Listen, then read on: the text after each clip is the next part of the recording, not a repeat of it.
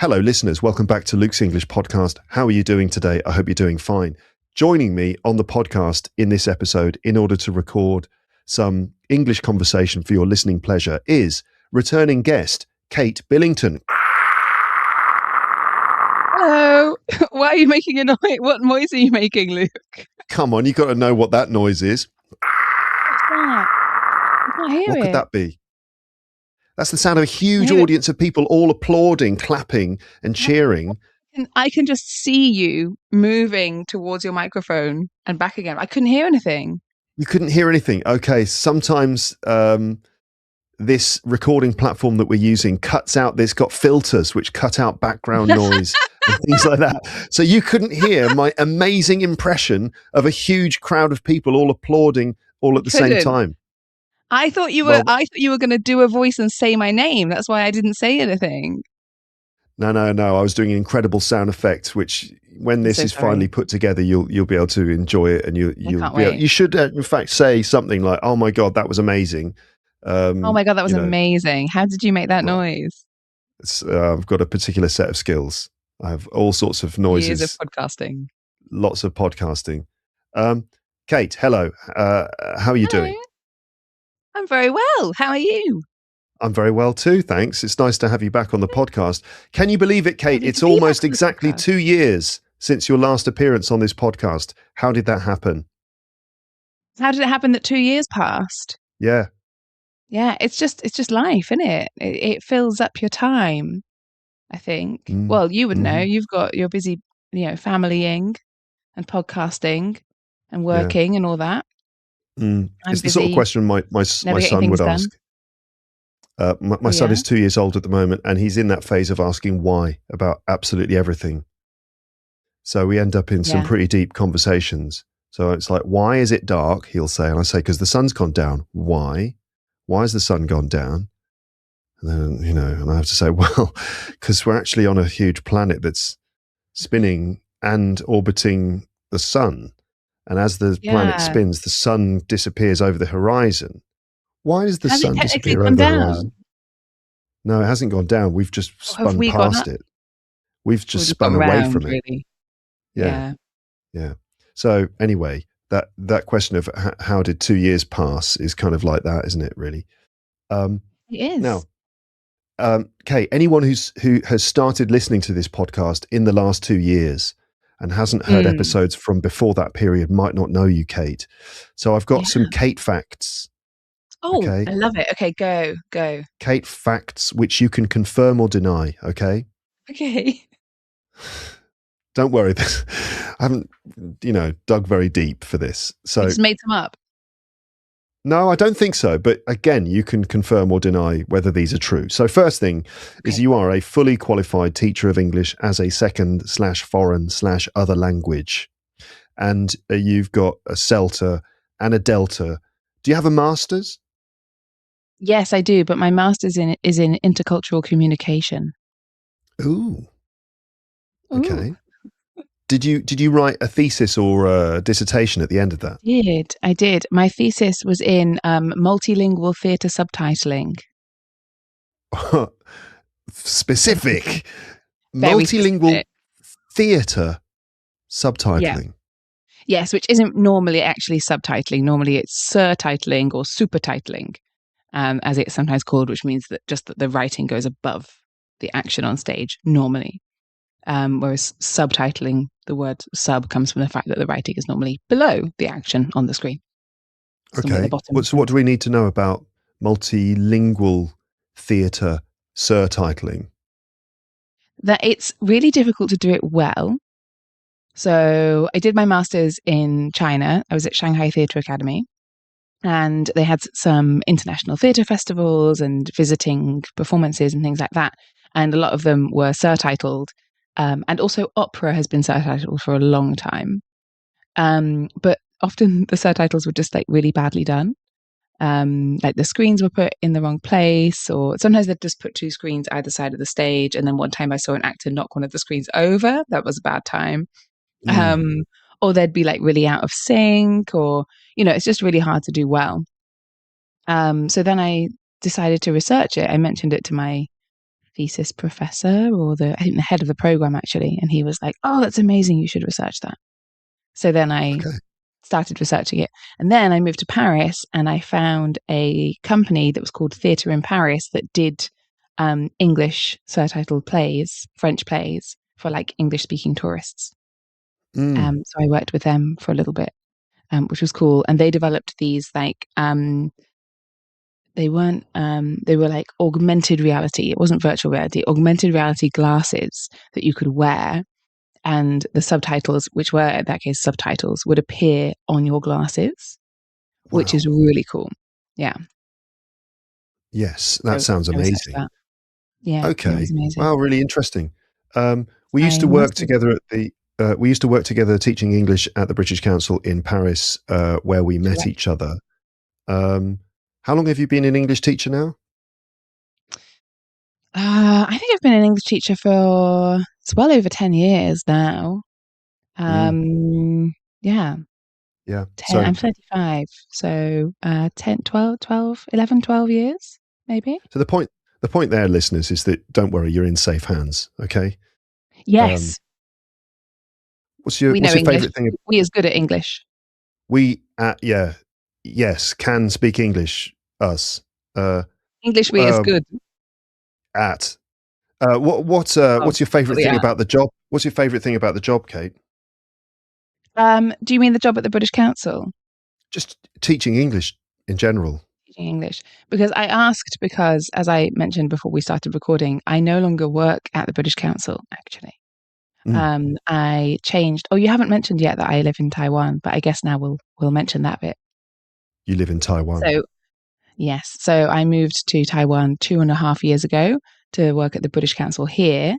And I was adult coordinator, which is kind of assistant head of the adults department, for a couple of years. And then I moved to a new job at the beginning of this school year. So that was like late August, early September. And I now teach English in a French school in Taiwan. So I'm teaching English as a foreign language to students who speak it as a foreign language, and also teaching English the way it would be taught in the UK, like as a first language, so literature and language, to students who already have a fluent level of English.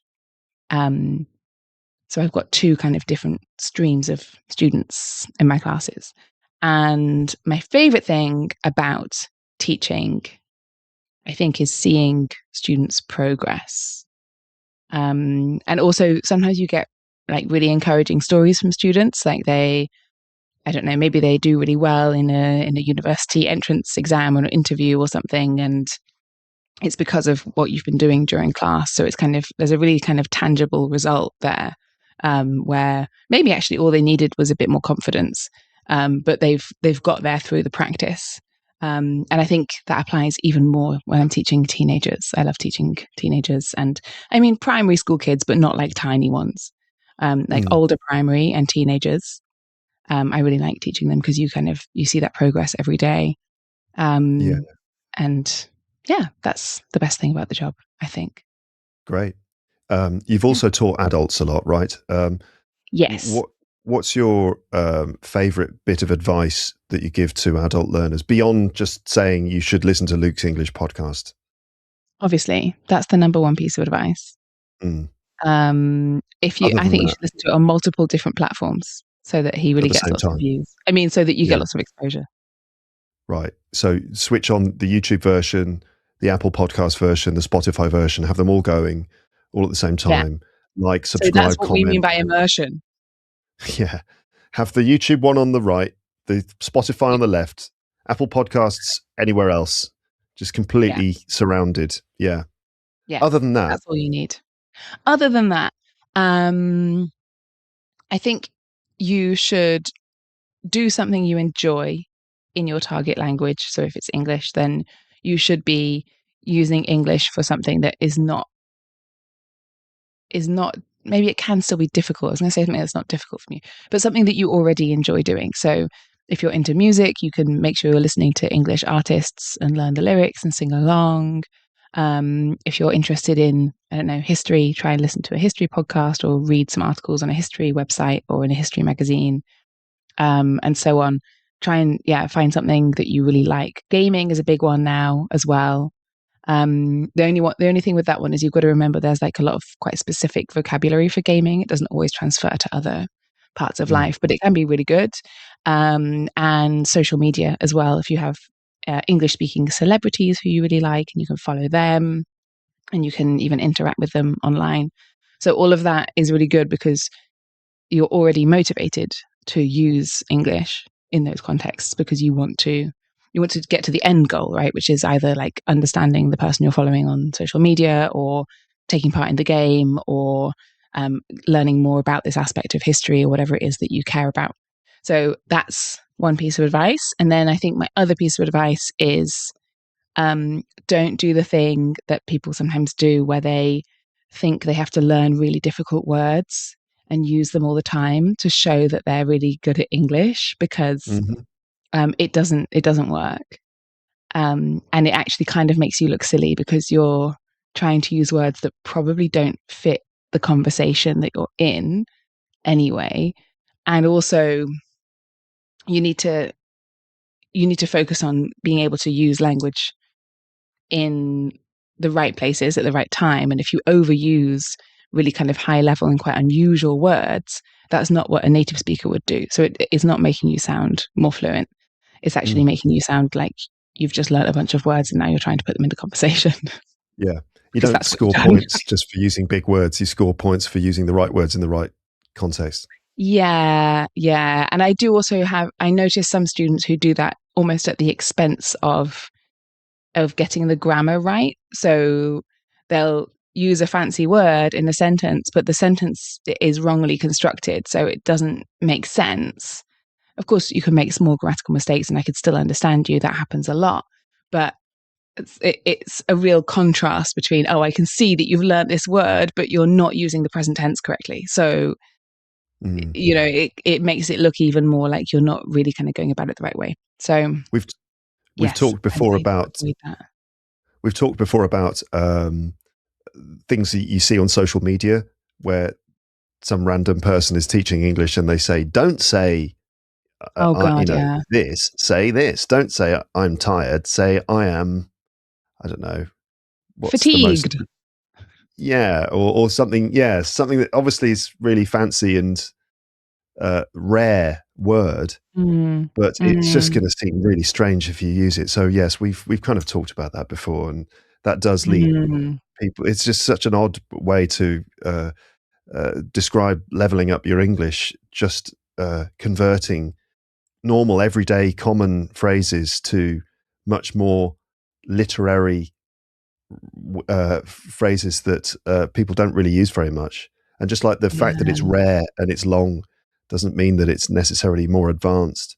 That often advanced communication is about effective communication, and that's what should be driving your English, is your ability to communicate complicated ideas, not just use complicated words to communicate simple ideas. Yes, exactly. So I guess that's my advice. That's your advice. Okay, good. Kate, you also my advice. You've rephrased. I've rephrased your advice, but very it was eloquently. I'll let you claim original copyright over the idea. Hello, a quick interruption from me. I hope you're enjoying this episode with Kate. It's always nice to have her back on the podcast. I just wanted to let you know that there is a premium episode all about this conversation. It's a kind of vocabulary review of over 40 different bits of vocab that come up during the conversation. Lots of different things. I picked out over 40 words, expressions, little idioms and other things that we used that you may notice or may not notice. I don't know. But anyway, there's a premium episode all about it. So if you want to really take things further and actually expand your vocab and learn more English from this conversation, then check out the premium episode that was published just a few days ago. In fact, sign up to Luke's English Podcast Premium to get more vocab reviews and more specific teaching of vocab, grammar, pronunciation and stuff from me. Often, and quite a lot recently, I've been doing these vocab review episodes where I turn it into a vocab quiz and it's a very popular way to notice gaps in your English and also to pick up vocabulary in context. Full quiz, full detailed vocab list, discussion questions, memory questions, all the stuff that you need to help you learn vocab from my episodes. Check it out, teacherluke.co.uk/premium. That's how you get started. Right, back to the conversation. Here we go. Kate, you also do stand-up comedy in your free time. I do. Can you tell us what your latest gig was? What was your latest gig? And can you give us a quick gig report? Yes. So my latest gig was on Friday. We had a comedian visiting, a guy called Mohammed Magdi, who is from Egypt but lives in Hong Kong. And he had done a little Asia tour. So he went to Tokyo and Manila and I think Jakarta. I can't remember everywhere he went to, but he finished in Taipei and he performed here at a comedy club where I perform a lot. So I was one of the opening comedians for him. And it was great. It was, we had a reasonable sized audience, I think maybe about 50 people. And yeah, Mo was great. He was really funny. I just did 8 minutes as an opener, and 2 other comedians also did 8 minutes. And I'm not going to lie, I felt a little bit underprepared on the day because I'd had a busy day at work and I just hadn't really been in that mindset, you know. So I kind of, I put together some material that sort of fit together reasonably well. And then it worked really well. Yeah, people liked it. It was excellent. Good. Great. So I'm going to go into some other things later on. I'm still in the kind of Kate facts, fact-checking section of this. Kate, you also speak various languages. Can you just give us a reminder? What languages do you speak and at what level? Okay. So I speak really good English, top level English, I would say. That's my level, top. Yeah. I speak good French. My French is fluent, C2 level. I speak reasonable Chinese. It's not as good as I would like it to be after 2.5 years in Taiwan. And I studied Chinese at university as well. So I used to speak pretty good Chinese and then I didn't use it for like 8 years when I was living in Paris. And then I moved to Taiwan. It's definitely a lot better now than it was when I first got to Taiwan. And it has improved since I got here. But it's not great. I'd like it to be better. I think it's maybe B1, B2. Yeah, really? Okay. Yeah. I felt like it was a bit better than that, like when I heard you speaking Chinese before. Do you speak Chinese a lot in your life? Well, I don't know. It just sounded like it. You know, when you hear someone speaking a foreign language, even if you don't speak that foreign language, you can detect a certain level of fluency and control in the way someone uses it, you know? And I heard you translated a joke. You translated that library joke. Yes. And it sounded pretty good to me. All right. But That's kind of maybe I have since I've done a whole stand-up set in Chinese. Yeah. So that went well. But I had a lot of practice. Really? Yeah, because you could just go up in English and kind of improvise your way through it, but in Chinese, yes, it's tricky, right? It was a very structured anecdote. Yeah, that was how I did it. But, yeah, maybe it's B2 level. I don't know. I don't speak as much Chinese as I would like to. I obviously speak quite a lot of French at school because I'm at a French school now, and English for work. Sometimes I speak Chinese with my colleagues, and I have some Taiwanese friends as well, who I speak Chinese with sometimes. But I would say I've probably got more English-speaking friends than Taiwanese friends. And yeah, I just end up not speaking as much Chinese as I would like to. I did take classes for a while though. That was really good. But I took them when I was still at the British Council. So I was working afternoons and evenings. So I took some morning classes. And then I started my new job. So I stopped taking them because now I work mornings and afternoons. Right, I see. But very good French and decent Chinese. Yes. What do you think, Kate? Are you a Mandarin Chinese? Are you a special case at learning languages, or can anyone do what you've done? I think anyone can do it. But I think I think you have to have a different approach depending on the language. I mean, I speak some other languages as well, but just to a much more basic level. So I speak very basic. I used to speak quite good Spanish when I was at school, but I've lost a lot of it. And then very basic German and Italian as well. Italian, honestly, is just like if Spanish and French had a baby, it would be Italian. So for Italian, I kind of just make it up if I'm not sure. And I normally get somewhere. Maybe not where I meant to get to, but something happens. You end up with a pizza in front of you. Yeah, I thought I'd ordered pasta, but it's it's worked. I've got food. It's all right. It's all good, isn't it? Really? Yeah, it'll do. But yes, I think anybody can do it. But I think, I mean, I don't know. I'm not like a neuroscientist or anything, obviously. I imagine some people. I think you probably have natural skills in certain directions, right? And that's probably true for all people. And I think, yes, for some people, it's probably true that languages are easier than they are for other people. And that's probably something about how your brain works. But also, people are thrown into situations where they have to learn a language and they didn't expect to have to learn that language. You know, sometimes people have to, for example, leave their home country and go and make a home somewhere new. And they never expected to learn the language of the country they ended up in because, you know, they didn't make a long-term plan. They just had to go.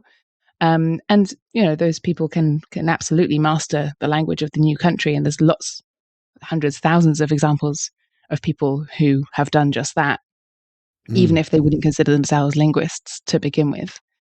So I think sometimes people sort of get pushed into doing it, and then they learn how to master a language, and then other people maybe would do it by choice and would master a language as well. Yeah, motivation might be part of it. You know, like the people who do it Definitely by choice just have a something that's pushing them towards it, whereas the people who are forced to wouldn't normally have pushed themselves into it to the same extent as someone like you who's just really interested in doing it.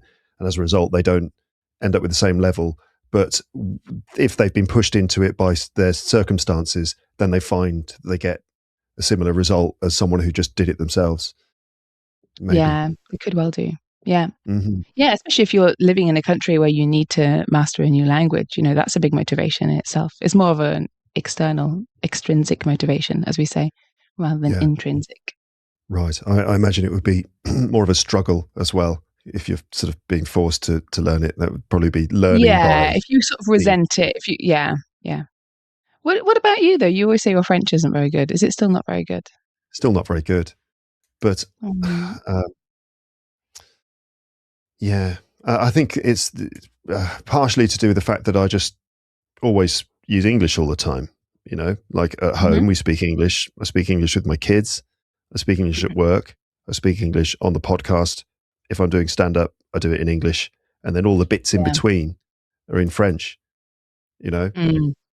So as a result, my French is just constantly it's just in between. It's just in a constant in-between state. Yeah. Yeah. So yeah, it's not great. It's not my favorite topic of conversation, my French. Yeah. But still, other things, Kate, you like baking and you have a proper professional French baking qualification. So your professional level baking skills. Yes. What's the last, are you still baking? What's the last thing you baked? I still bake, but not anywhere near as much as I used to, because in Taiwan, I don't have a proper kitchen. Because most apartments don't come with a proper kitchen. What do you mean, proper kitchen? You know, with a built-in oven and sort of space to prepare things and that sort of thing. There's a lot of studio apartments or just sort of apartments where you would just have sort of a fridge and maybe a hot plate or one ring that you can use for boiling water or whatever. But eating out is a lot cheaper here than it is in Paris or in the UK. So people will eat out a lot more. But I have a very good friend here who has a real kitchen because she's got a family apartment that she lives in. Her and her daughter live there. And I actually stayed with them for a while when I first moved here. And then I stayed with them again recently because my lease on my last apartment ended, and then in between when I was looking for a new one, which is the one I'm in now, I was staying with them again. So I did bake a little bit then. I think the last thing I baked was Taiwanese mince pies, which I invented. I think they're the only ones in the world. Wait a minute. You need to explain mince pies and Taiwanese mince pies.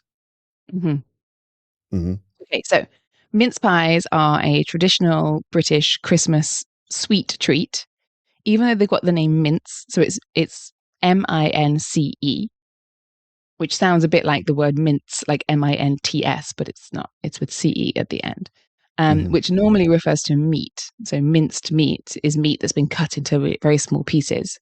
And they're called mince pies because originally they had meat in them, minced meat, and also dried fruit and spices and sugar and sometimes alcohol as well. And they were invented a really, really long time ago. But I think the recipe that we kind of look at now that we call the original mince pies is maybe from the Victorian era. So that's sort of 250 years ago or so. And at that point, they did put meat in them because the Victorians made some really crazy food. And then after a while, people realized that they would be much nicer without the meat, just as like a sweet treat that's just got dried fruit. So it's got like raisins and chopped apple and orange peel all kind of mixed together with spices and sugar. And then you let it soak we can let it soak for a long time. Over a year, actually, it can keep because there's nothing in it that's going to go off. Yeah. Wow. And then you make a nice sweet pastry and you make little pies and you put the filling, the mincemeat, still called mincemeat, even though there's no meat inside it. You put that inside the pies and you put a nice little sweet pastry on top and then you put them in the oven to bake. So that's mince pies. And then traditional at Christmas. That's yes. I didn't say that, did I? You did, but I just wanted to remind everyone. Traditional Christmas thing. Okay, so Taiwanese mince pies. Then, what's the difference? Yes. So British mince pies, as I've said, contain things like raisins, apple, orange peel, things like that, which are the kind of dried fruits and sometimes fresh fruit like apple that you could find in the UK at Christmas time. So then I decided to make a Taiwanese version using Taiwanese dried fruits. So, which are really big here. Drying fruit is a good way to preserve it, I guess. So that's one of the reasons why it's popular here in Taiwan, where it's very humid, so food goes off quite quickly. So I went and found lots of Taiwanese dried fruit, and I chopped it all up and mixed it all together, still with spices, and some sugar and some alcohol, and that's Taiwanese mincemeat. So instead of the British ingredients, it's got mango and pineapple and red guava and pomelo, which is a type of citrus, and what else? Starfruit. I can't remember what else now. But yes, sort of, I guess we call them tropical fruits. So Taiwanese fruits. Goji berries also, roselle. All mixed together, and I let it marinate, and then I make the mince pies. And really the result? The result's great. Delicious. I make the best mince pies in the world. Yeah. Not to brag, but I do. And now I make the only Taiwanese mince pies in the world. So pretty great. Excellent. It's if only someone would invent some sort of internet-based web-based cake transferring technology. You could actually 3D print. I could 3D print them or something like that. Alas, not this time. Well, yeah, you're drinking a cup of hot beverage. Last time you had if you remember, last time you had a round mug, and that sent us off on a tangent about the science, the physics of why a round mug retains the heat. This time we were both quite bad at that because we're not physicists. No, but we had a stab at it, certainly. We tried. But this time, we tried. This time you've got a different mug, and I'm curious because there's something written on it. I've got a different mug. It's a political joke. How political is your podcast? Oh, it's not that political, but it's okay. Is it member backwards, of the Guardian reading tofu eating wokerati? So yes. This is Do you know that quote? No, I don't know the quote. I think. What's the quote? The quote is from a very horrible British politician. Can I name her? Yeah. Okay. Her name's Suella Braverman. Oh, yeah. So, I mean, you know who she is, but I guess a lot of your listeners won't know who she is. So she was in the previous government, which was a Conservative government. And they caused lots of problems by giving money to their friends and not spending it on things like schools and hospitals, basically. To sum it up. And then she decided to blame all of the country's problems. She made a speech in Parliament where she said all of the country's problems were because of the Guardian reading, tofu eating, wokarati, which basically means people who are on the other side of the political spectrum from her party, so more left-wing people. And the wokarati refers to people who are woke, because woke is now like a negative word. But originally, woke just means kind of aware of the different types of injustice that exist in the world, which I think is a good thing. I think you should be aware when somebody's being discriminated against. Generally, injustice is sort of generally a bad thing. Yeah. So we should probably notice it when it happens. So anyway, so she got mocked a lot for this quote where she blamed all of the country's problems while her own party was in power. She blamed all of the country's problems on the Guardian reading, tofu eating, wokarati. And then I found this mug that said, member of the Guardian reading, tofu eating, wokarati. And I thought, that's the mug for me. Guardian reading, so reading the Guardian newspaper, which is a left-leaning newspaper. Tofu eating, apparently people who eat tofu are a terrible thing. In the UK, like maybe in Taiwan, maybe in Japan, eating tofu is just totally normal. Whereas in the UK, if you eat tofu, you might be seen as being a sort of, I don't know what really. I think it's associated with like vegans and vegetarians who, for some people, have a bad reputation because they have a reputation for being quite like preachy, like they're trying to make everyone into a vegetarian or a vegan, which I think is a very old-fashioned view of vegans and vegetarians. I don't think that's true anymore.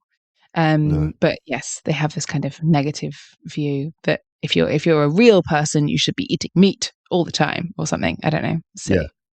Yeah. Right. Well, okay. Always an interesting mug involved. Also, can I show you my favorite spoon? Yeah, of course you can show me your favorite spoon.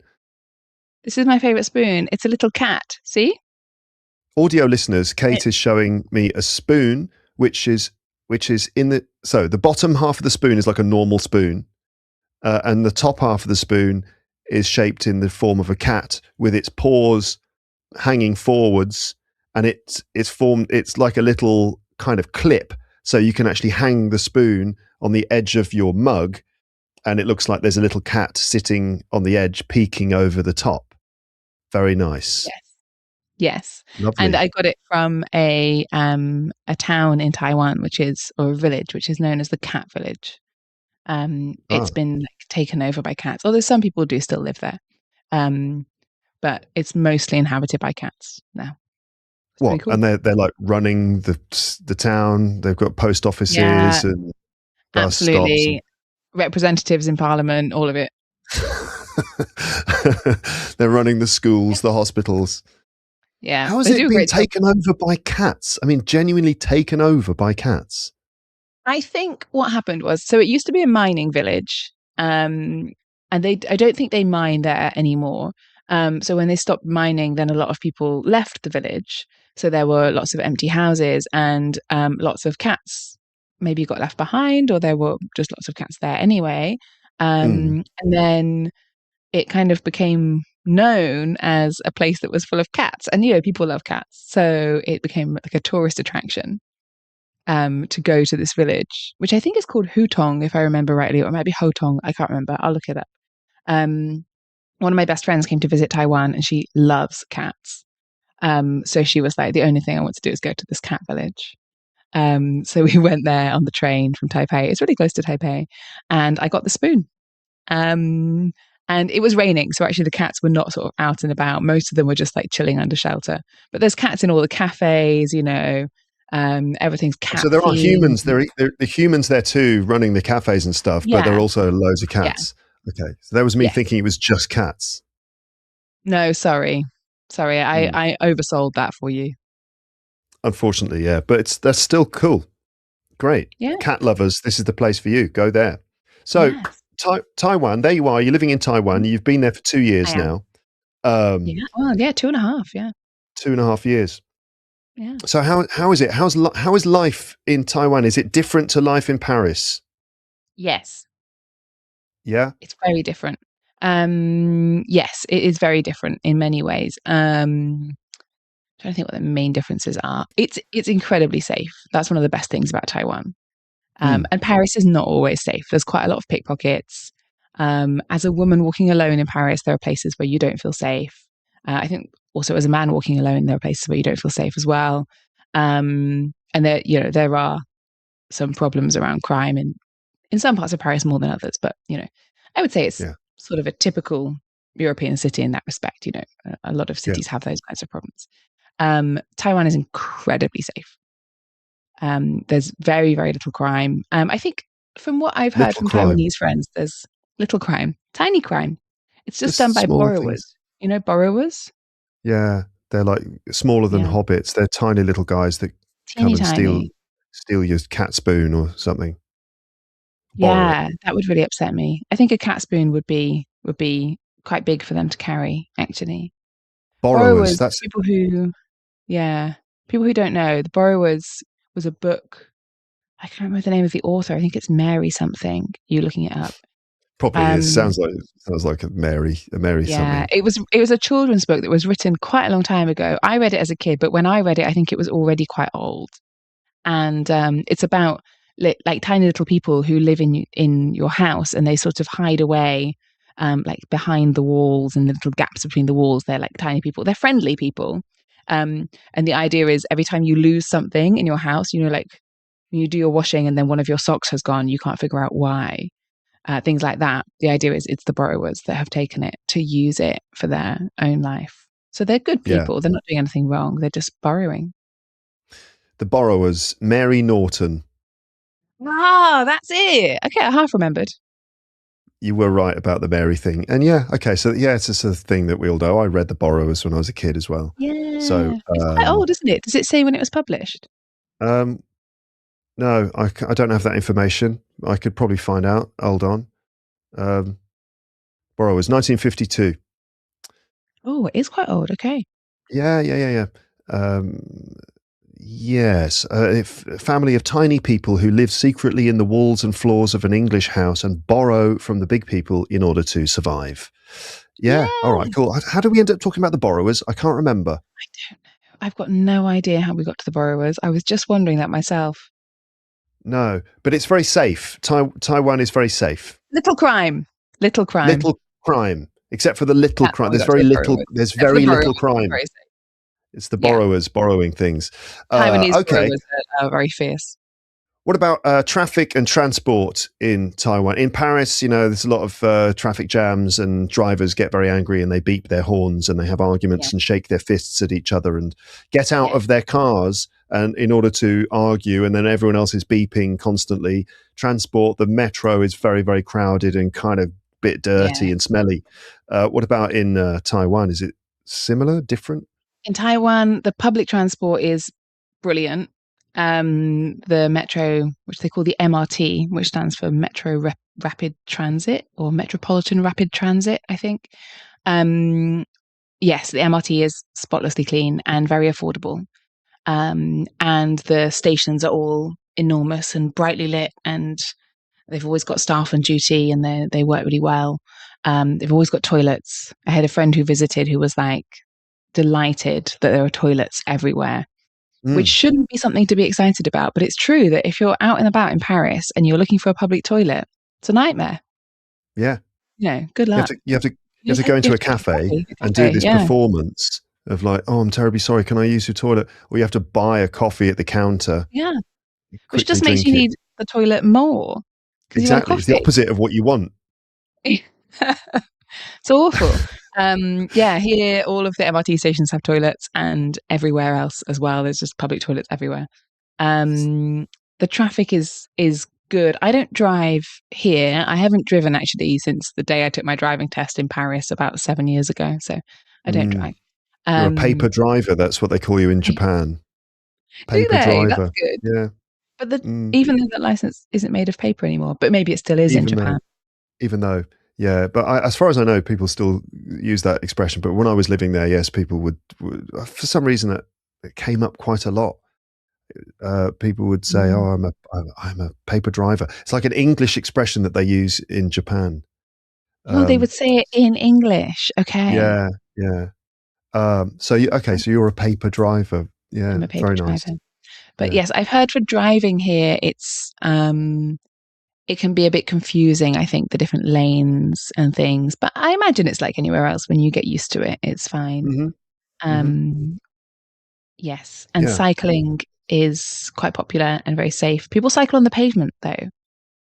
That wouldn't go down well in Paris. Would not go down well in Paris, or generally anywhere else I've lived or been, really. I don't think I've seen other places where cycling on the pavement is a thing, except for where there's like a designated cycle lane that happens to also be on the pavement. That's a different thing.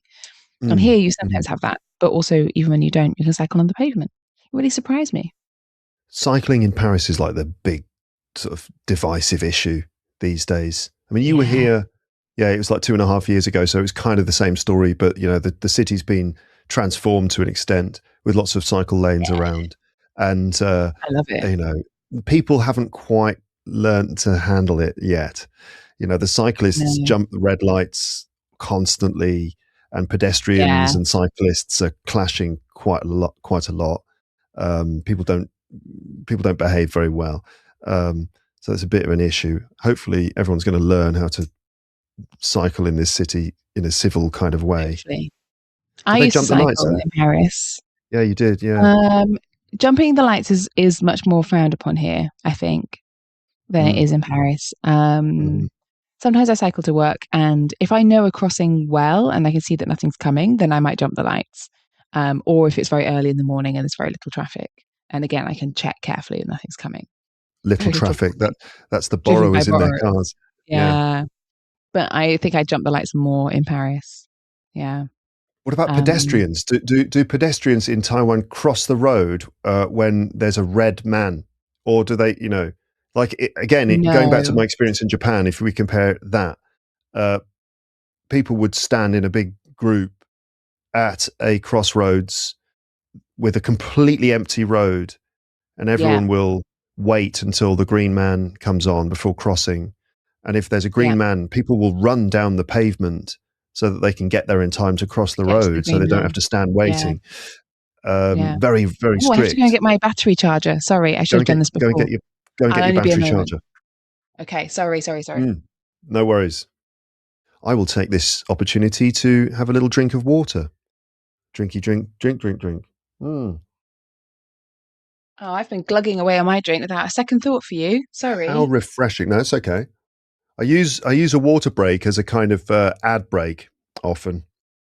Oh, okay. I take a pause for water, and while I'm having my water, I'll insert an ad slot.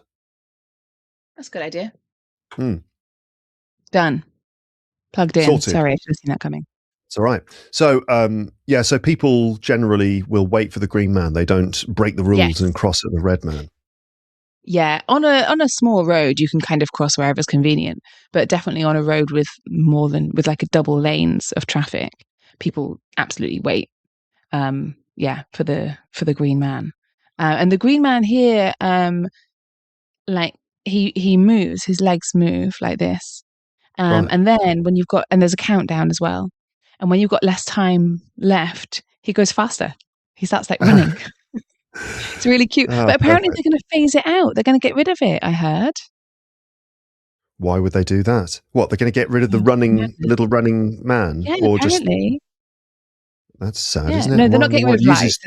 Uses too much electricity, It's like double the amount of electricity when he runs. Is it? One thing in Paris that struck me, and I realise I'm mentioning some of the negative things about Paris, and there are obviously positive things too. But one thing that I noticed, especially when I came here, is the level of friction or disagreement that you see between people. Like you'll see people arguing or complaining, and a lot of friction. Is there the same thing in Taiwan? Do you see people arguing, like car drivers arguing, or people in shops arguing or complaining? No, you don't see it to the same level at all. I think Taiwanese people. I had a Taiwanese student once a long time ago who told me that Taiwanese people are like the Italians of East Asia, Mm-hmm. by which she meant that they are the most kind of expressive of all the kind of East Asian countries, which I guess you'd include like South Korea, Japan, China, Mm-hmm. and other countries nearby. And when I moved here, I did notice that people are quite expressive, I would say. Yeah. But I think they don't tend to express much anger. It's very unusual to hear someone like shouting or people kind of arguing. But again, my Chinese isn't perfect. And also I'm only seeing sort of certain parts of society. So I can't say that's a rule all over. Mm-hmm. But I would say, yeah, less so than in French culture, where I think French people can be quite direct. It's maybe a culture where it's more accepted to just say if something isn't the way you expected or isn't what you wanted. And I think in Taiwan, that's less the culture here. There's a more kind of polite, there's a kind of rules of politeness. I don't want to say French people aren't polite, because French people are often very polite. Yeah. But Yeah. there's a more kind of rules of maintaining a certain behavior publicly that I didn't Yeah. notice as much in France, or at least not in Yeah. Paris. No, I don't want to suggest either that French people aren't polite, because French people are actually sort of very polite, and often more polite than in the UK. I'm thinking of like the way that people say bonjour and bonsoir to each other. Yes.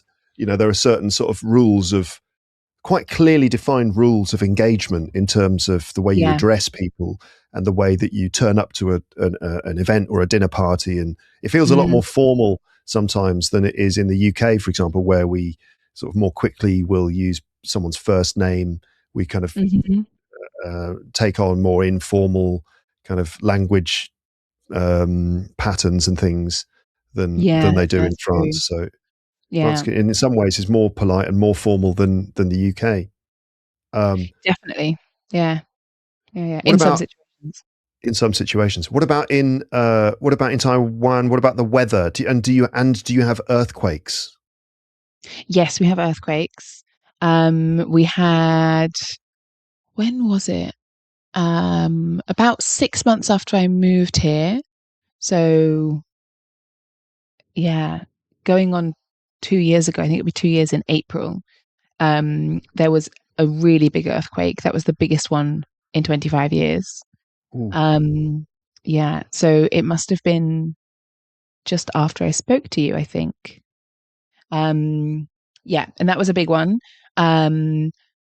Yeah, I remember that one quite distinctly. It woke me up in the morning, and I rushed outside. I was living in a sublet at the time, the one that had the great spherical mug that I miss very much because it didn't belong to me, so I had to leave it behind.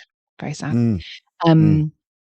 But I was living there, and it was a rooftop, so there was a roof terrace at the back of the apartment, and I had to like run out to the roof terrace, and then there was a building being built quite nearby that I could see. It was covered in scaffolding and had that kind of blue plastic sheeting covering it Yeah. that you get on building sites sometimes.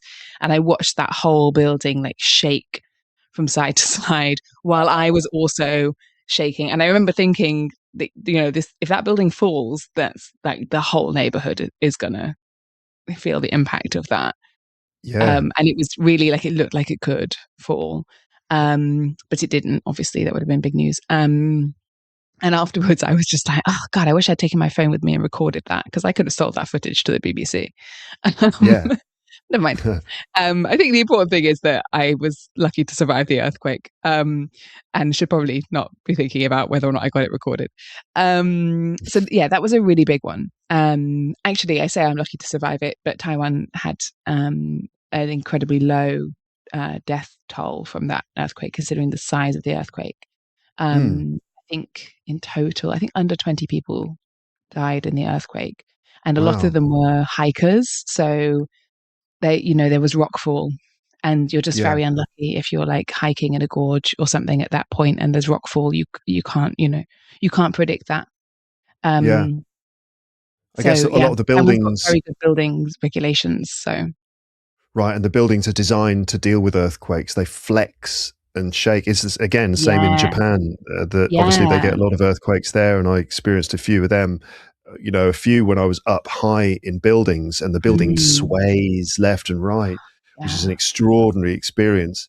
It feels like someone is bumping the building. It's like someone's pushing, like you're sitting on a chair and someone's pushing your chair, and then the building sways left and right. And looking out the window, you see the everything around. It's like, oh my god, the way it sways and then bumps and sways again.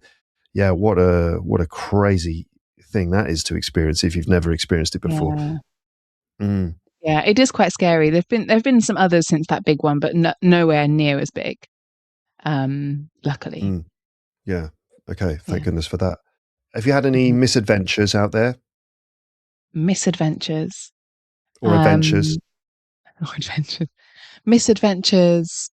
I'm just thinking of things in the past, like you've talked about missing trains. Oh no, yeah, that was a bad day. I think about that quite a lot. Wake up in the middle of the night. Yeah, I still think about it. Wrong platform. Which platform? A friend of mine here, well, I don't know him very well, but a guy I know here missed a train once, and accidentally got on the wrong train. They've got a really good high-speed rail service in Taiwan that can take you kind of all over the country, and he accidentally got on the wrong high-speed rail all the way down to the south of the country, like the furthest it goes. And he realized once he was on it, but obviously it doesn't stop very often, right? Because it's high speed, so it only goes to 3 or 4 stops on the way. So when he was on the way and he realized he was on the wrong train, he went and told a guard who didn't speak very good English, but they managed to communicate with each other. And the guard just sort of, at the final stop, he just like escorted him off the train and gave him to another guard, who then like escorted him along onto another train that took him back to where he'd come from. So it was like a whole day of him just sitting on a train being like, oh no, I got on the wrong train. But they were so nice about it. Apparently, they didn't make him buy a ticket or anything. They were just like, well, that was silly. Off you go. Yeah. It's when you don't want to get on the wrong train, when it's a high speed train taking you to the opposite end of the country. Yeah. So unlucky. Okay. I mean, it's a small country, but still. Still, indeed. Still, yes. So no misadventures. No, I mean, I think I've been very lucky in Taiwan. It's also it's a country where it's very convenient as a country. It's very kind of set up to make life easy in many ways. There's still some things that are strangely low tech, like banking is quite low tech still. So I have like a checking book, a banking book, which you just don't get for example, in the UK. You don't get that anymore. It's all kind of digital. You can get printed statements if you still want to, but here I've got a banking book. And so some things can be quite low tech, but overall I would say, the country is kind of set up to be convenient, which I think reduces the risk of misadventures, as you said, because that time that I caught the wrong train in Paris, it was 100% because of bad signage on the platform. So signage. Yeah. Oh, it drove me mad. The signage here is really good. Yeah, you've talked before about the tip-top signage. I'm so obsessed with it. Yeah, so how satisfying. Going back to your Chinese, you mentioned before it's all right. It's all right. I'm just curious about a couple of things. So one is that before you said you were using an app to improve your Chinese. Do you remember that? You said you were using an app called Scritter. I still am. Still are. Okay, so how would you I've rate used it every day since I moved to Taiwan? Every day? Wow. So that's like a 2.5 year streak. Yeah, shall I check my streak? Because my streak shows how many days I've lived in Taiwan, which I find so pleasing. It's keeping track of that for me. Very good. 918. 918 straight days. That's an unbelievable streak. So tell me about this app. How does it work, and how would you rate its effectiveness? I would rate it 10 out of 10. I think it's a great app. Seriously? Oh, wow. What does it do? So it shows you, so you can either input your own vocabulary or you can use their existing decks of vocabulary. They call it a deck, like a deck of cards, because they are vocabulary cards. So let's imagine you want to learn food and drink vocabulary. So you would look at one of their decks. I don't know. I looked at one about fruit, for example. And then for each card, it will show you how to write it. So the stroke order, because when you write Chinese, you've got to write the lines in the correct order. And it'll get you to practice that 3 times. It'll show you the pronunciation, and you can also listen to it. It will obviously show you the meaning, the definition. So you go through all of those things, and then you can test yourself on it. So it will come up with the card, and for example, it'll give you the definition in English, and you have to write it in Chinese. If you want to, you can get it to show you the definition and the pronunciation, and then you write it, or you can do just definition.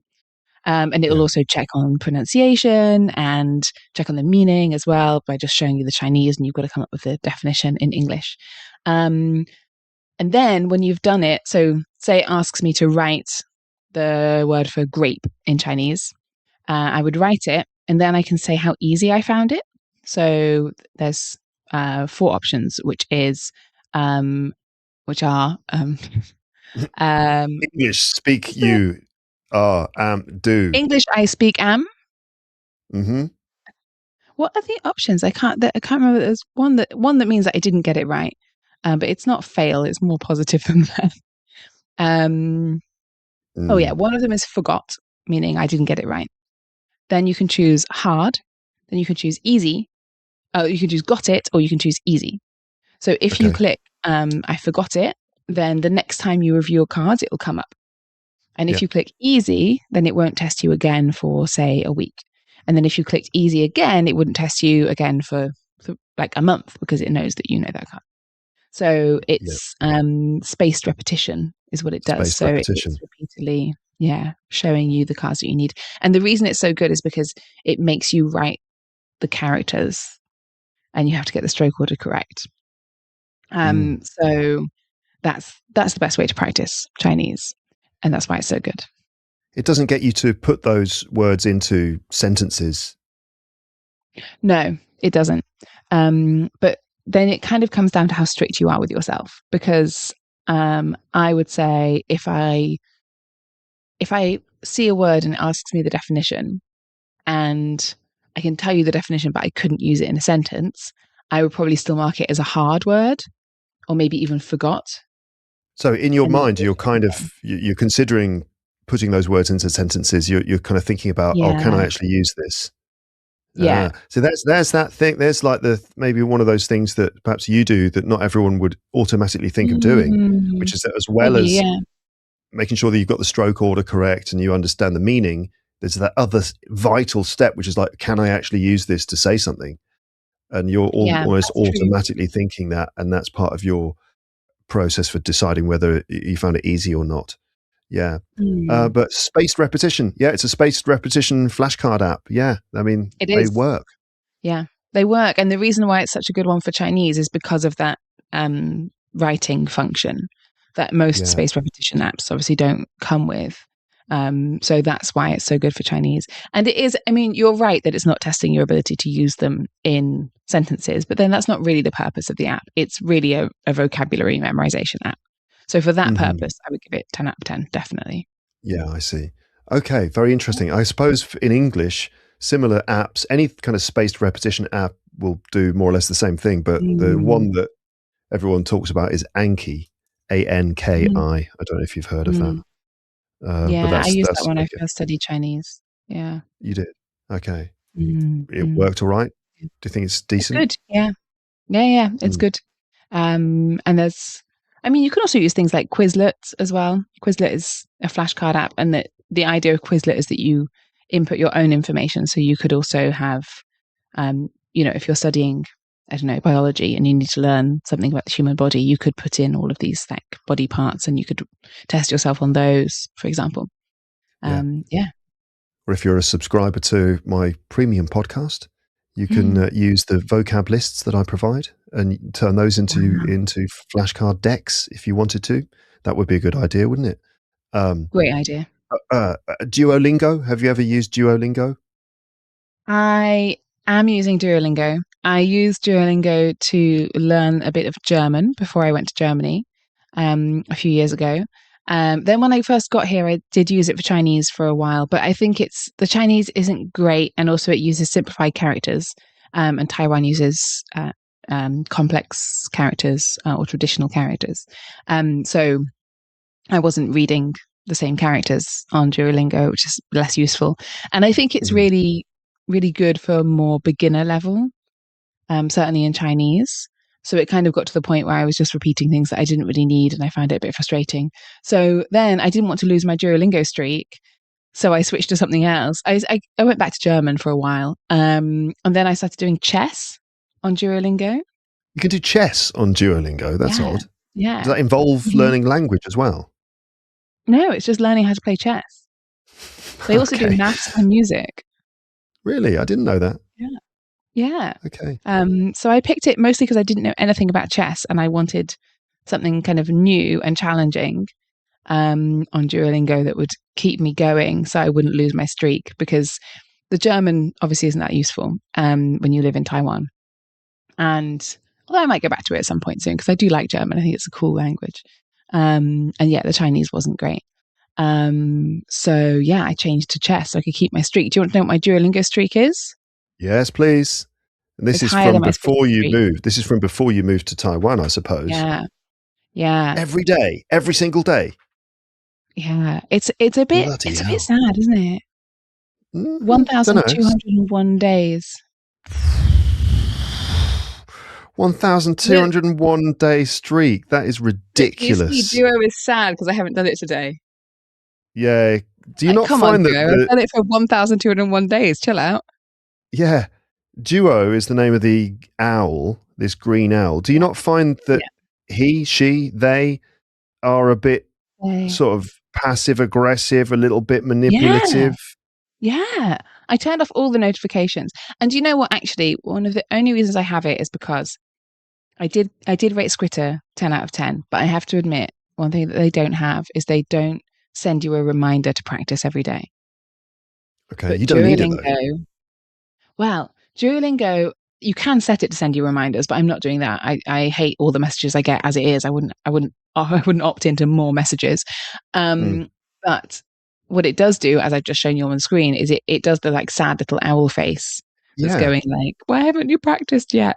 So I use that to remind me to make sure I've done my Scritter, because I have to do Scritter first in the day, because I don't want to lose my Scritter streak, because that's how long. Duolingo doesn't realize that it's actually helping to promote a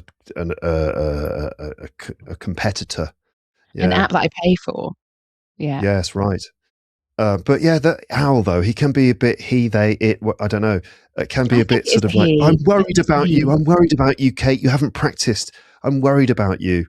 It's horrible, isn't it? That level of guilt tripping. Yeah, I don't care because it's not a real thing.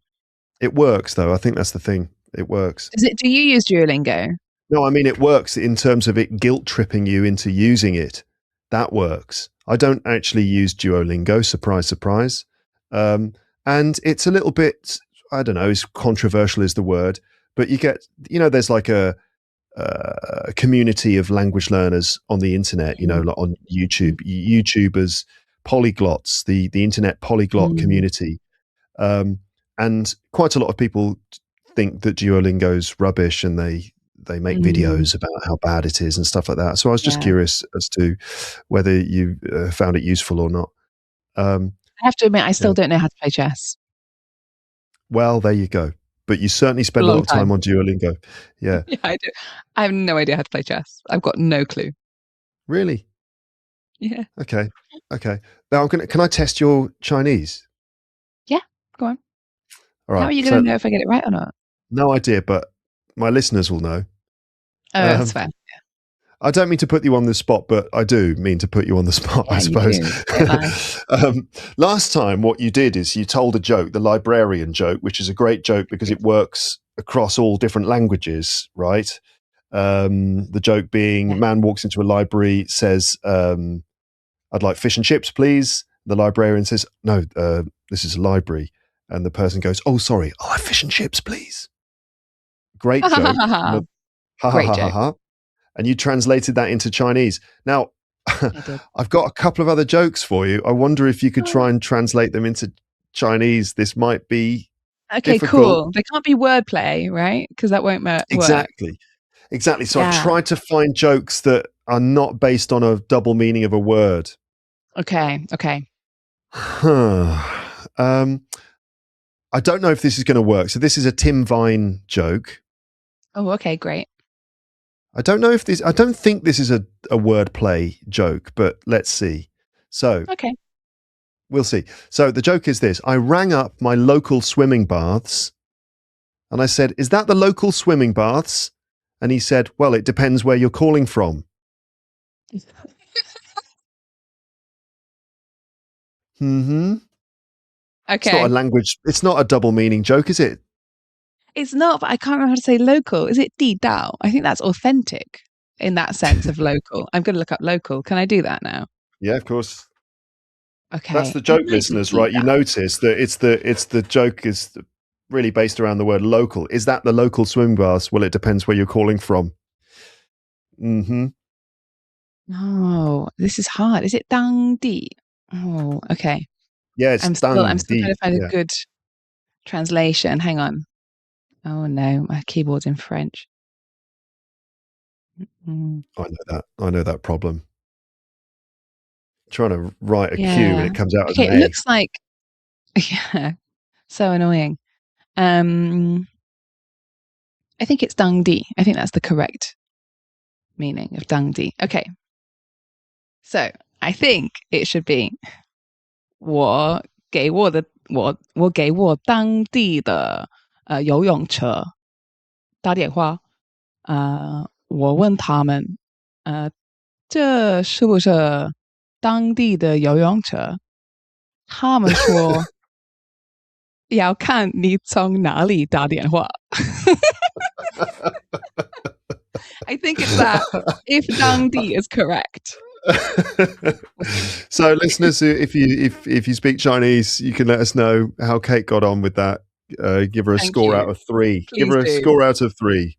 Out of 3? Why is it out of 3? It's just easier, isn't it? What would you prefer? Out of 10? Yeah. It's easy to give a score out of 3. It's much easier to it's your podcast, rate something. It's my podcast. I decide the rules. That's fair. Okay, how about this one? This is a Bob Monkhouse joke. Do you remember Bob Monkhouse? I know of him. Sort of TV guy, TV presenter from the 80s. Very funny man. Anyway, his joke is this. I want to die peacefully in my sleep like my father, not screaming in terror like his passengers. Don't know if everyone got the joke.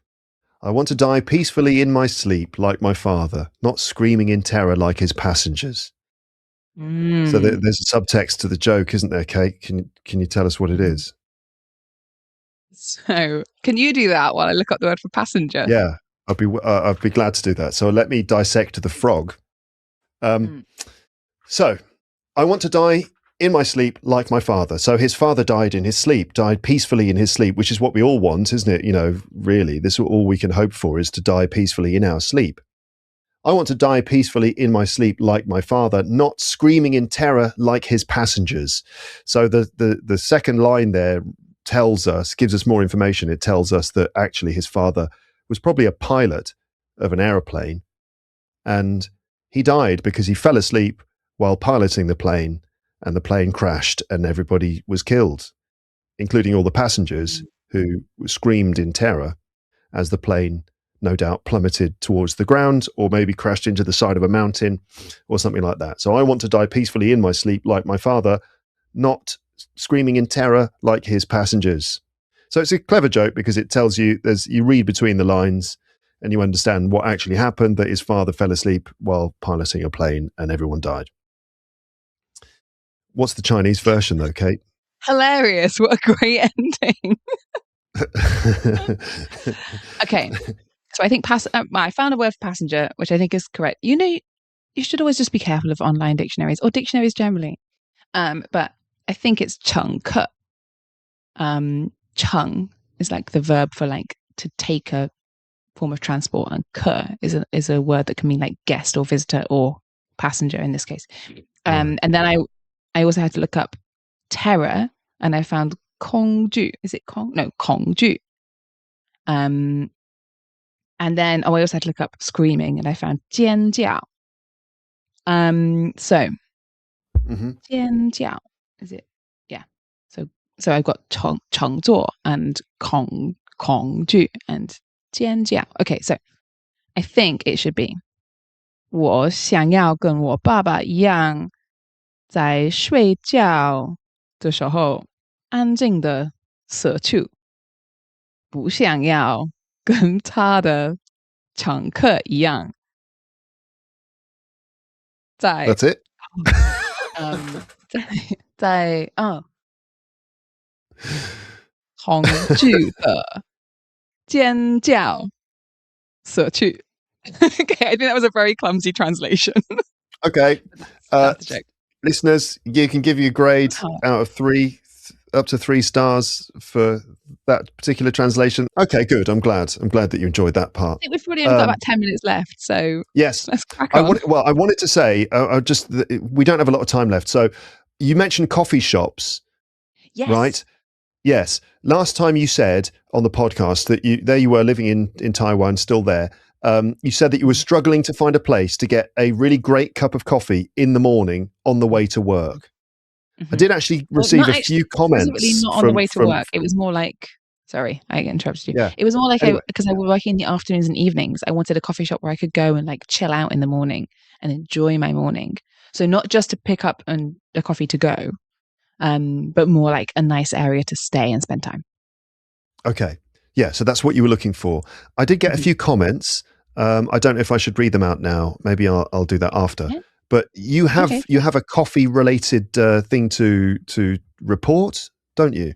Yeah, which in many ways is the reason why we ended up doing this podcast again, because I contacted you to tell you about it.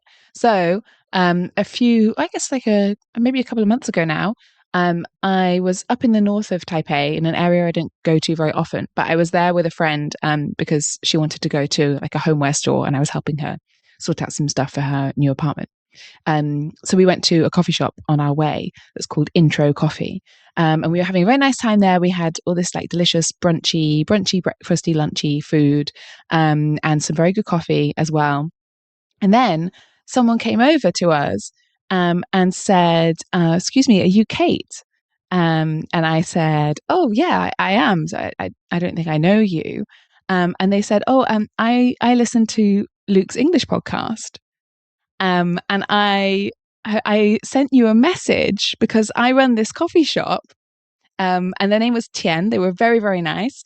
And they said, you said you were looking for coffee shops in Taipei, and I found you on Instagram, and I sent you this message.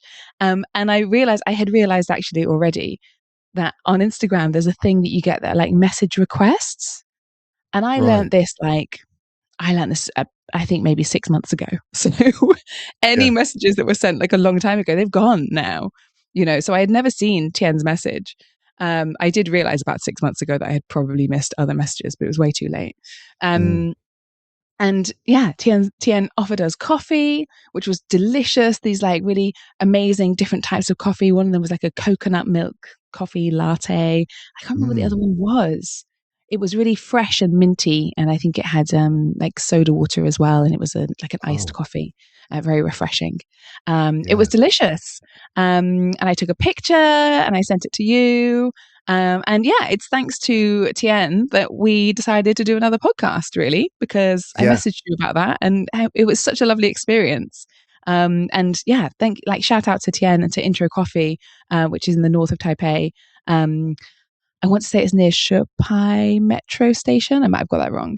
But it's, up in the north. And it was delicious coffee and delicious food and a very lovely space, a beautiful space, and all based around music and decorated with different types of records. They do events there as well. And I think they do live music sometimes in the evenings. Yeah, it was beautiful and absolutely great. And just so lovely to be recognized from the podcast as well. I'm so That's glad great. that Tim was there and came over to say hi. Yeah. That is really, really lovely. Very happy that happened for several reasons. One, that you found a great place for a morning coffee and a time to spend, enjoying yourself, and that you had a lovely encounter with a Taiwanese lepster, which is a wonderful thing. Yes, my lepsters are all very lovely, and so I'm very happy that happened. Great. I did get some comments. I got some comments after we had that conversation. You talked about struggling to find, your ideal morning coffee place. I don't know if I shared these with you before, but let me just read them to you now, just at the end of the episode here. Go on. Yeah. So Mavis wrote, in Taiwan, it is a bit different from the UK. We always eat breakfast in the morning, but coffee isn't a must for most people. Coffee culture only really started here in the past 20 years, so you'll find lots of breakfast shops or food vans open early, but not many cafes. Most cool coffee shops open around 10 a.m. or later, because for us, cafes are more like a place for afternoon tea, relaxing, reading, or taking a short break from work. So Kate, have you managed to work out your coffee routine? Have you found places where you can... I make more coffee at home now, I have to admit. But there are some nice coffee shops that I go to sometimes. I'm always up for trying new coffee shops. And also now with my new job, as I said, I work mostly mornings and afternoons. So I'm now more free to enjoy the majority of Taiwanese coffee shops, which do open later in the day. Yeah. I've actually got some recommendations from listeners. I wonder if you know any of these places. So this is a comment from Jill.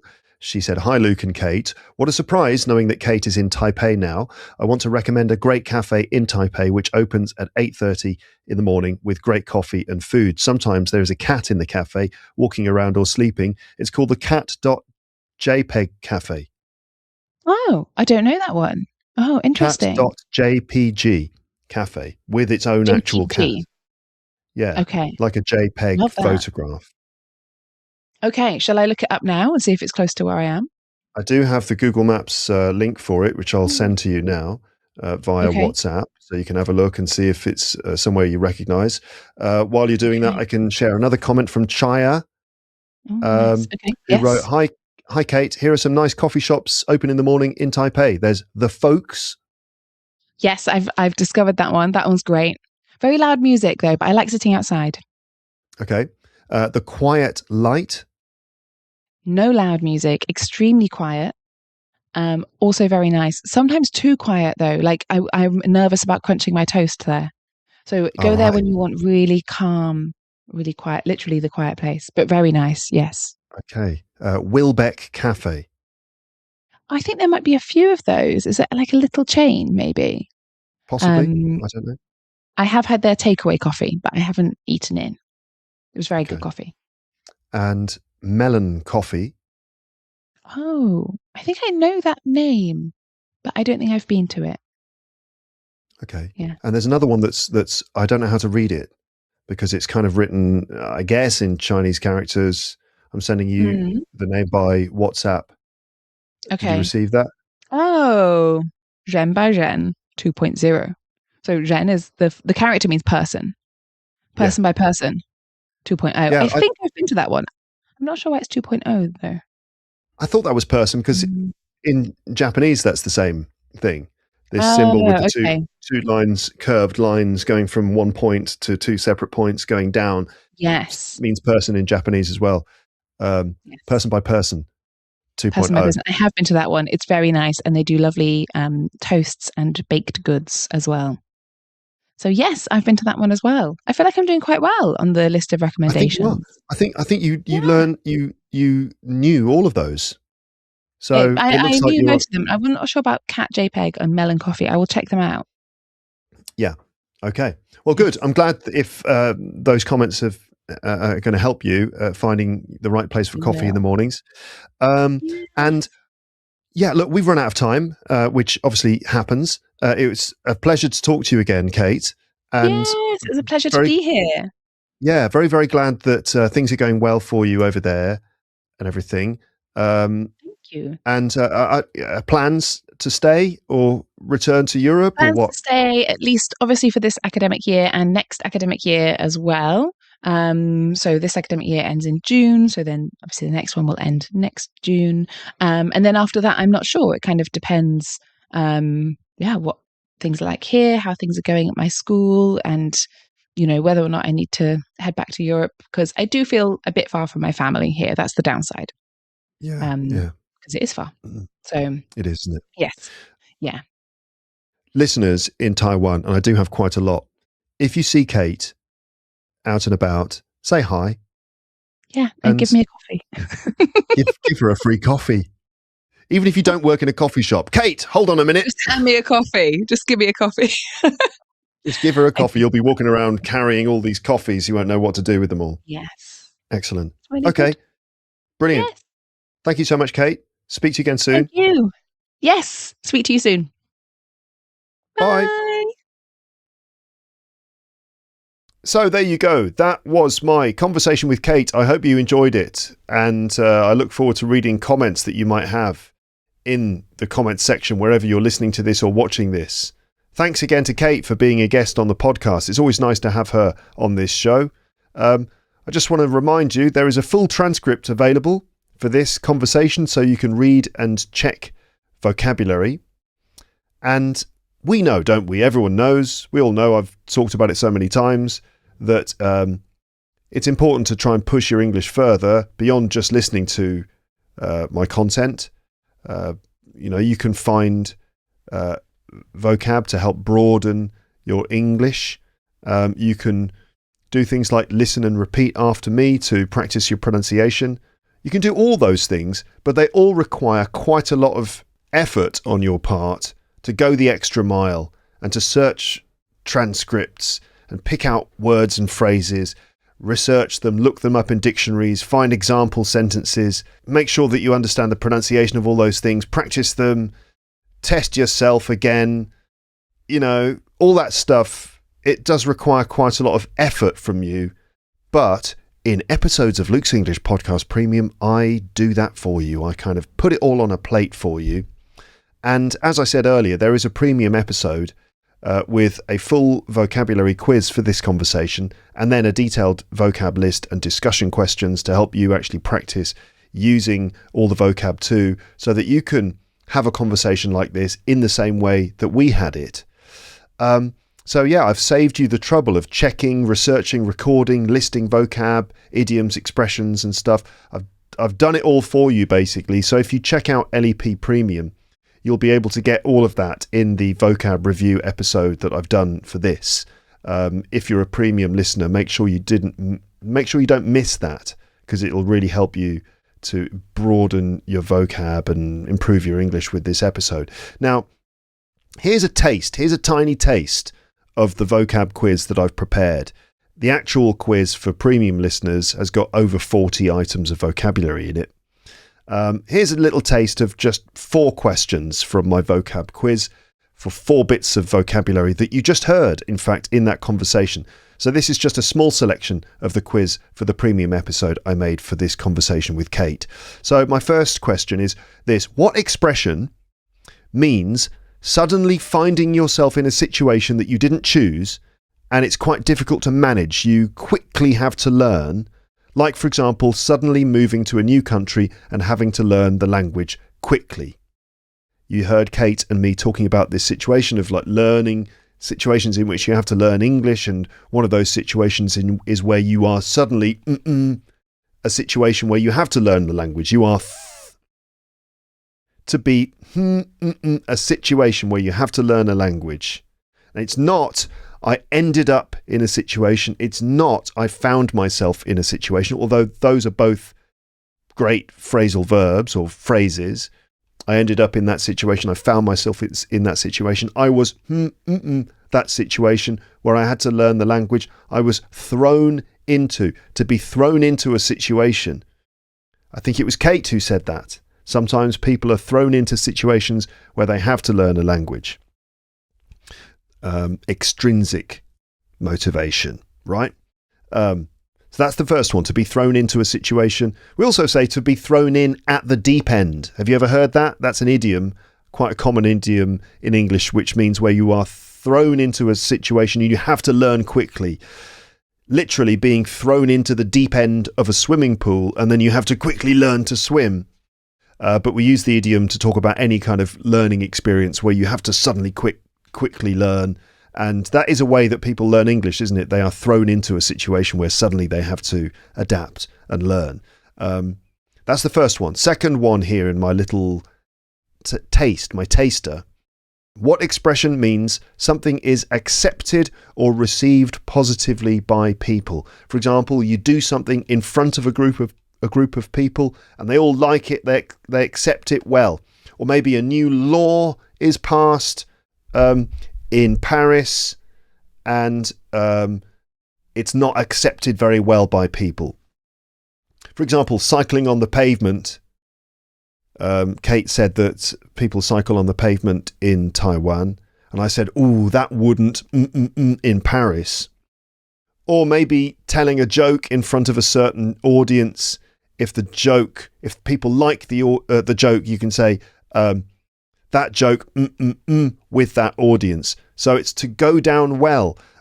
Cycling on the pavement, that wouldn't go down well in Paris. Or that joke went down well with the audience. Or the presentation went down really well with the investors. Your presentation went down really well. It means it was really well received and everybody liked it. That's a phrasal verb, to go down well with someone. That's the second one. Here's the third one. What do you call the temporary metal structure around a building which is under construction? So let's say there's a building and it's either under construction or there's work being done on it. Maybe they're cleaning the front of the building or something like that. And this temporary metal structure is erected on the front of the building so that they can do work on it. And there's people working there, going up and down there. They've got a rope with a bucket and they're lifting things up and down. What do you call this metal stuff made of metal pipes attached to the front of a building when there's work being done? Kate mentioned it when she talked about her earthquake experience. She went out onto the roof of the building and looked at the building opposite, which was covered in something. It's covered in scaffolding. Scaffolding, that's it.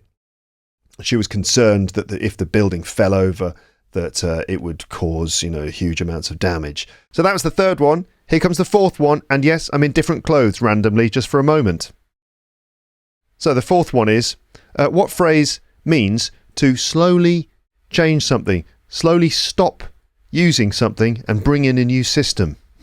Kate was talking about street lights at pedestrian crossings, and she was talking about the fact that in Taiwan, the green man, which shows you it's okay to walk across the crossing, the green man actually is animated and it moves its legs. And then when you've only got something like 10 seconds left, the legs suddenly start walking really quickly. But they're going to stop doing that and they're going to change that system and introduce a new system. But they're going to change it slowly. They're not going to change it in one go. They're going to gradually stop using one system and start using another system. So what are they going to do to the old system? They're going to They're going to They're going to phase it out. Yes, they're going to phase it out. They're going to gradually stop using one system and replace it with another system to phase it out. So there you go, 4 different bits of English that you could learn from this. Check out LEP Premium for the rest. Over 40 questions like that in rounds, and then a fully detailed vocab list with definitions, example sentences and other important information to help you learn, and then discussion questions to help you practice using all of that stuff. It's a fun and engaging way to highlight vocabulary that you can learn from conversations on my podcast, and I do that a lot. A lot of premium episodes are vocab reviews. I did one for the Room 101 conversation with Charlie Baxter. There's one for the food episode with Martin. So check it out, LEP Premium, teacherluke.co.uk/premium. So Kate says that she's going to visit Paris again in the summer, right? She often comes back to France and visits Paris and sees everyone in the summer. So maybe that'll be the next time that she'll be on the podcast, I can actually get her in the room and we can do this properly in the same room, which is, I find, much, much better, especially, well, with episodes with anyone, I find it much better when I'm doing it in the same room. But certainly episodes that involve a lot of spontaneity and involve a lot of moments of, I don't mean improvisation, but moments of spontaneity, like Amber and Paul episodes. It's so important that we're in the same room because we can react instantly to each other. And it's the same with Kate. That's kind of like perhaps one of the best things about episodes with Kate is that we react very quickly to each other, and that means we can quite easily go off on different tangents and things. And that's maybe one of the most attractive things about episodes with Kate. Doing this online via an online call like this is definitely not the same. It's still good. It's slightly different. It's not quite the same. I feel there's a very slight delay. I don't know if that's because she's so far away or if it's just because it's on the internet. And you know what Zoom calls, video calls are like. It's hard to talk over each other. You kind of talk, you don't know when the other person's finished. It's difficult to get the flow going, which means that we can't be quite as reactive to each other's comments, and generally the rapport, the kind of interaction is a bit different. It's still good, but it's harder to be reactive. So anyway, hopefully in the summer she'll be back and I can actually record an episode with her in the room, and that would be good. If you are in Taipei, why not go down to one of Kate's comedy shows? You could say hello, you could just watch the show and be entertained. Or if you want to try your hand at stand-up, you could get in touch with her too. So Funny Women Taipei, the best way to find out about that is to just go on Instagram at Funny Women Taipei. And also Kate's Instagram is top of the Billington, top_of_the_Billington on Instagram as well. I think there's a Facebook page as well for Funny Women Taipei, where you can find out details of the shows. I know what you're thinking. You're thinking, hey, Luke, what about your stand-up comedy? What about your stand-up? Can I come and see you do stand-up? What have you been doing gigs? You know what? I actually haven't been doing very much stand-up since that show that I did. Is it 2 years ago now? It's nearly 2 years ago. The show I did with Charles Pellegrin, which was called Same Difference. Now, I haven't really done a lot of stand-up since then, mainly because just life is very full and it's very hard to get out in the evenings. I've got 2 kids. One of them is still very small, and that's a lot to deal with. And I don't necessarily want to just disappear in the evenings. Doing stand-up, to do stand-up properly, you have to do it twice a week, once a week, twice a week. The more you do it, the better, because it's kind of like physical fitness. It's a bit like language learning. If you just do it once every couple of weeks, it's hard to get the momentum going. It's a bit like physical fitness. You've got to go to the gym several times a week, really, to maintain that level of fitness, right? It's the same with stand-up. You've got to be on stage doing it regularly just to get that comedy muscle working on a regular basis. And I can't necessarily just disappear twice a week, leave my wife with the kids, and life is full and busy. And so that's one of the reasons. The second thing is that my mind also is quite full.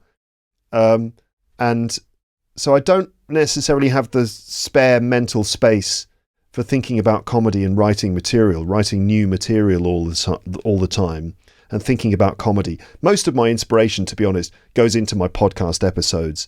That's where most of my creative work goes at this point. Doing the podcast is so much more convenient. I can just do this here in my room during the day, and it just fits into my life so much more easily. So I'm kind of on a break from doing stand-up at the moment, which I'm not very happy about, honestly, because I always feel the urge to be on stage in front of an audience. That's the condition of the stand-up comedian. You just feel this kind of you feel compelled to go in front of an audience and try and make them laugh. I don't know what's going on there with the psychology of that. What is that all about? Why is it that comedians feel this urge to go up on stage and make audiences of people laugh? We feed on that laughter.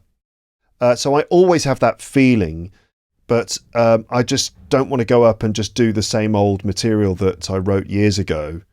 I have to write some new stuff, and I can't do that at the moment.